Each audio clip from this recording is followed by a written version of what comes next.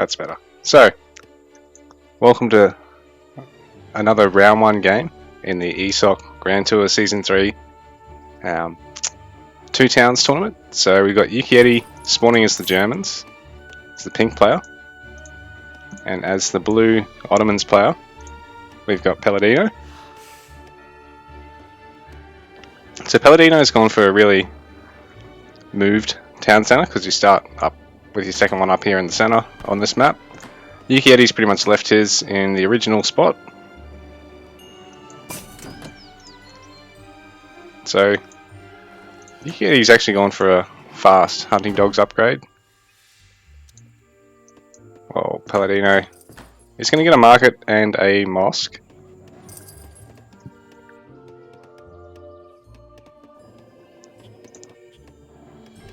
So I expect he'll probably be going for some of the upgrades. Whatever reason, I can't seem to see the upgrades that they're getting.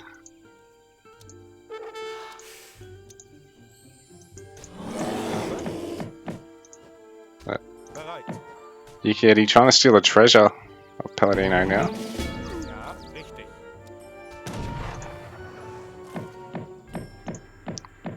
He's decided against it, I guess, because... Oh, well, I suppose that gave him the XP to actually send 2 settler wagons, but he's decided against taking it because it's right under the town centre there, and he doesn't really have anything to support Mr. Herman. He's not going to be able to solo those 2 bandit riflemen at this stage of the game, being that he's only in exploration age. I mean, he'll be in commerce, sorry, won't he?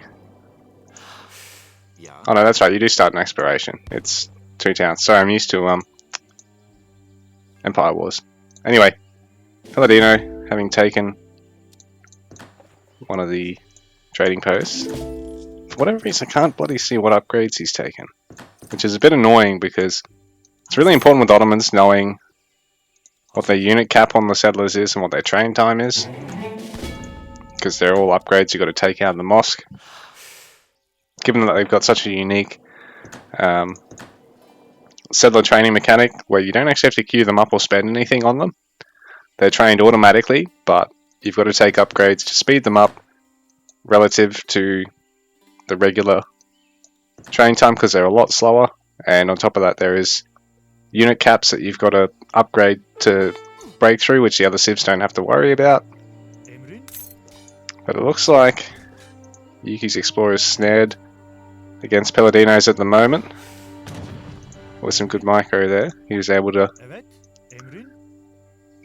put on a later snare and then break out of it.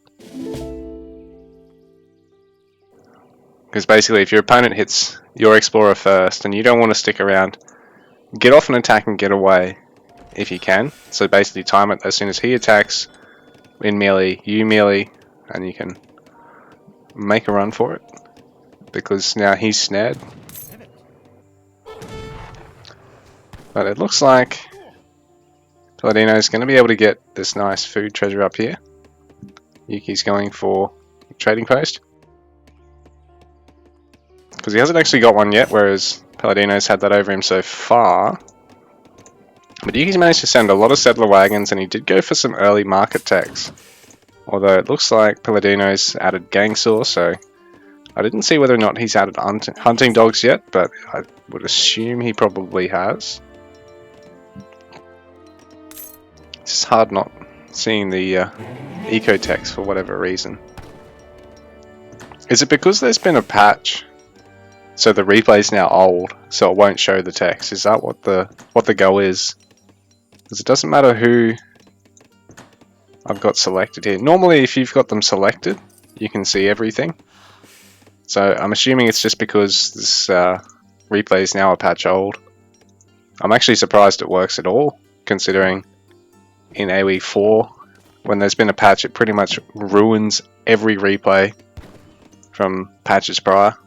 It's a huge shame because the game's got such a nice system with being able to basically see every recorded game of everyone that's got a public match history in games where they've enabled the match recording. And it doesn't save locally, it just gets done over the AoE 4 server, so it doesn't take up any space, which is great. Yeah, this has been quite passive so far. It's Barracks now hitting the field for Yuki, and Peladino's just started his.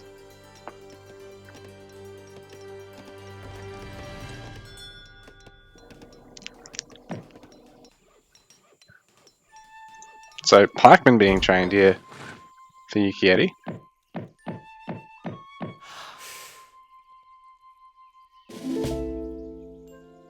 I suppose the beauty of them is that they've got good... I think they've actually got a bonus to their building damage. So if we go...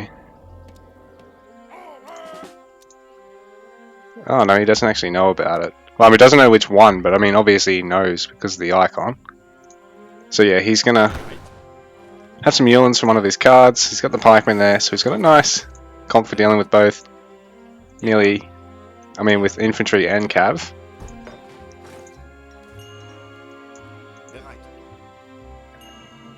So Peladino, gonna get Janissaries, being Ottoman, really nice heavy ranged infantry unit.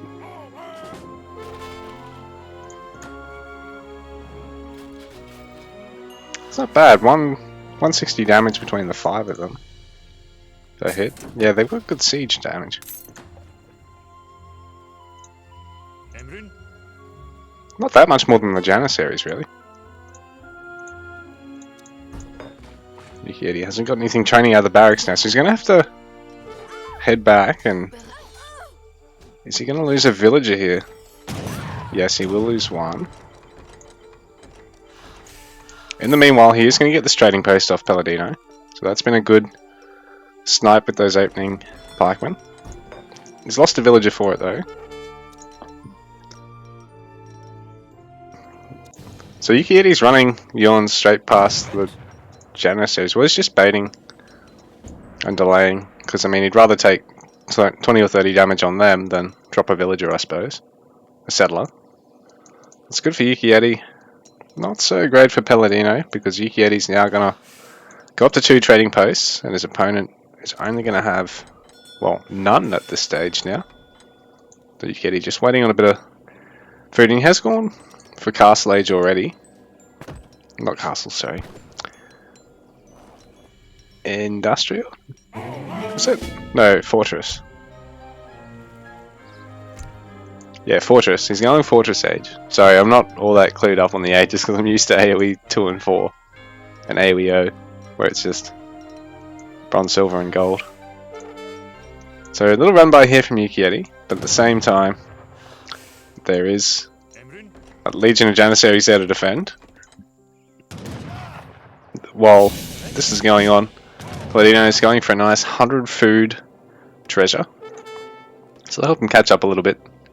So not really all that far behind in terms of score, actually. He's doing great. Both players hitting that Fortress Age at pretty much the same time there.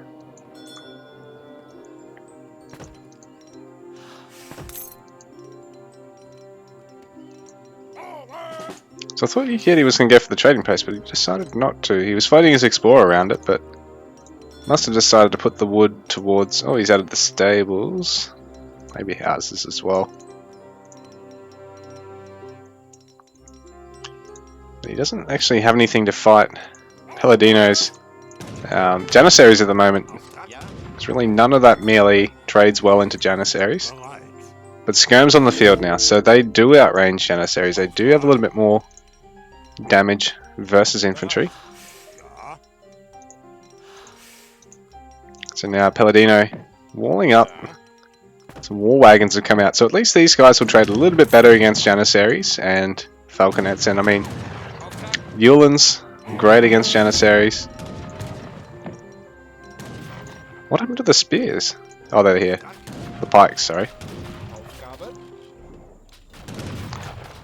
So this is nice for Yukietty. He's going to be able to take this down, I think, before Peladino is going to be able to engage and get any kills. In fact, oh, I'm a bit wrong about that. Some nice micro from Yukietty. He's not going to lose a lot. He's even tanking Falconet shots with the war wagons, which is really nice to see. Because, I mean, if the Falconets get their shots off on the skirmishes, that's at least 1 kill. But that wall, for now, is alright. Peladino Probably... Well, maybe not. I was going to say you can probably try and sneak a villager up there and finish it off, but it's a really good number of war wagons. And they are going to trade well against the falconets, be able to tank Janissary shots long enough for all this, or for the skirms to try and pick off Janissaries pretty favourably.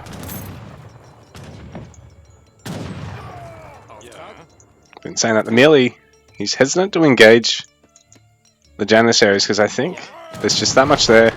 The pikes will get blown up, and on top of that, the Yulins aren't winning that fight. They're largely just there to tank any range damage they can, I think, at this point. And if he gets a chance, he'll probably try and rush that Falconet. But at the same time, he's done that much work with the war wagons. The Falconet really only needs one burst to die, and now he's got enough skirms he can actually fight the Janissaries of Peladino, who doing a good job of pumping out the Janissaries, but he needs to probably look at getting his what's the building? I was going to say siege workshop, artillery foundry. Probably needs to get his artillery foundry in order to be able to replace these falconets. At this stage, I think committed to the 2 racks. He's pretty locked into just sort of overwhelming with Janissary count. Just hard into the skirmishes once you lost your falconets. I suppose, oh, Avis. Ah, here we go. He's got artillery foundry now, so. And Avis are a light artillery. Gonna be good against the skirms, and not gonna, as you saw there, not gonna take so long to set up. So not gonna be so easy to snipe, while still being good against the skirms. But they're not gonna be as good against Yulins or war wagons. So Yukietty definitely has a slight advantage heading into this fight here, and he's even going to be able to kill that war building villager and not wasting too much of his army going after it. Oh, the villager even getting a kill there. Oh no, it is a Janissary. I thought it was a villager over there. But Minutemen called out here for Peladino, so things are getting a bit desperate for him. What's he got in training? He's got another Falconet, but only a couple of Janissaries. Having him spawn over here is great, because it's going to at least buy him some time with the Yulins, but there's that many of them, he's going to have to garrison these villages anyway, and bring the rest of his army across. So Yukietty really overwhelmed him. Oh, 3 Falcons popping out at this time, so it looks like Yukietty's going to be able to clean them up, because I mean the war wagons can hit them from afar, and the Yulins might even be able to get on top. Oh, a bit of a miss rally there from Yukietty, but was able to pretty much just bungle straight over the top of the Janissaries, and GG's called as all the Falcons go down. So Yukietty goes through to, I believe it's a round of 8 from here, while unfortunately for Peladino his run's up. So